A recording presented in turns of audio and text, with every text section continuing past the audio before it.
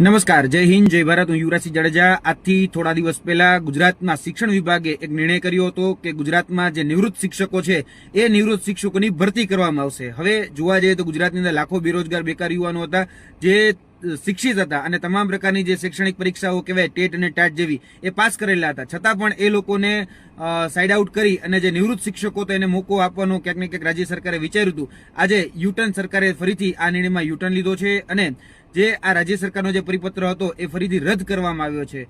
ગુજરાતના શિક્ષણ વિભાગને અને તેની સાથે સાથે ગુજરાતના મુખ્યમંત્રી આદરણીય ભૂપેન્દ્રભાઈ પટેલને કહેવા માંગીએ છીએ કે જે અધિકારીઓ આવા નિર્ણયો લે છે એની ઉપર તાત્કાલિક કાર્યવાહી કરવામાં આવે, કારણ કે આના કારણે શિક્ષણ વ્યવસ્થા પણ ખોરંભે ચડે છે અને જે ગુજરાતની અંદર લાખો યુવાધન જે અત્યારે બેરોજગાર અને બેકાર છે એને પણ મોકો આપવામાં નથી આવતો. અને ખરેખર જો કહી શકાય કે ગુજરાતમાં શિક્ષણ વ્યવસ્થાને સુધારવી હોય, કેમ કે અત્યારે જોવા જઈએ તો ગુજરાતની જે કથળતી જે શિક્ષણ વ્યવસ્થા છે એમાં મુખ્ય જોવા જઈએ તો શિક્ષકોની સૌથી મોટી ઘટ છે. અત્યારે વર્તમાનમાં 24,700 શિક્ષકોની ભરતી થઈ રહી છે, પરંતુ આના સિવાય પણ બીજા 25,000 શિક્ષકોની ભરતી થઈ શકે એટલી જગ્યાઓ ખાલી છે.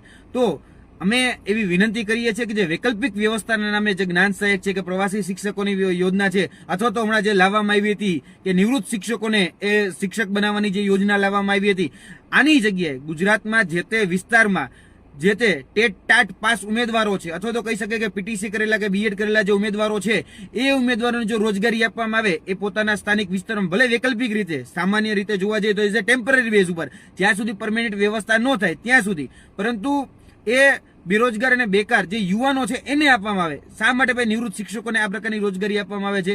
અને આ જે નિર્ણય જે હતો એ નિર્ણય ખૂબ અનગઢ રીતે લેવાયેલો હતો. જે પણ કર્મચારી, જે પણ અધિકારી આ નિર્ણય લીધો હોય એની ઉપર પણ કાર્યવાહી થવી જોઈએ, કેમ કે એને આ સમય બગાડવાનું જે કાર્ય છે એ કર્યું છે. અને ગુજરાતની શિક્ષણ